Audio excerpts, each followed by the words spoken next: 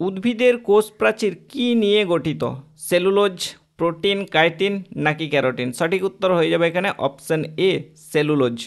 তো দেখো এখানে আমরা কি বলবো যে কোষ প্রাচীর হচ্ছে উদ্ভিদের সবথেকে বাইরের স্তর, সবথেকে বাইরের স্তরকেই বলা হয় কোষ প্রাচীর। এবারে কোষ প্রাচীর কোথায় অবস্থান করে? না কোষ ঝিল্লি, সেই কোষ ঝিল্লির বাইরে অবস্থান করে কোষ প্রাচীর। আবার তুমি মনে রাখবে যে উদ্ভিদের যে কোষ প্রাচীর সেটা কিন্তু সেলুলোজ দ্বারা গঠিত। উদ্ভিদের কোষ প্রাচীর যেটা সেটা সেলুলোজ নিয়ে গঠিত। এবারে সেলুলোজ আবার হচ্ছে তিনটে স্তর আছে। হ্যাঁ, সেই তিনটে স্তর কি? তিনটে স্তর হচ্ছে মধ্যকলা, একটা হচ্ছে মধ্যকলা। আচ্ছা, 2 নম্বর হচ্ছে কি? 2 নম্বর হচ্ছে প্রাথমিক, যেটা হচ্ছে প্রাথমিক প্রাচীর এবং গৌণ প্রাচীর। তাহলে এখানে লিখবে হচ্ছে গৌণ প্রাচীর। ওকে। আচ্ছা, এরপরে তোমাদেরকে হচ্ছে জানতে হবে ব্যাকটেরিয়ার কোষ প্রাচীর কি নিয়ে গঠিত।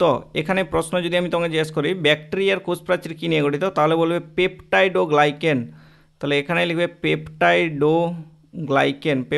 গ্লাইকেন। ব্যাকটেরিয়ার কোষ প্রাচীর পেপটাইড ও গ্লাইকেন নিয়ে করে গঠিত। তারপরে ছত্রাকের যে কোষ প্রাচীর, সেই ছত্রাকের কোষ প্রাচীর কী নিয়ে করে গঠিত? ছত্রাকের কোষ প্রাচীর হচ্ছে কাইটিন দ্বারা নির্মিত। তাহলে এখানে লিখবে ছত্রাকের কোষ প্রাচীর কাইটিন দ্বারা নির্মিত। আচ্ছা, শৈবালের ক্ষেত্রে কি আসবে? না, শৈবালের ক্ষেত্রে হচ্ছে সেলুলোজ প্লাস পেকটিন। সেলুলোজ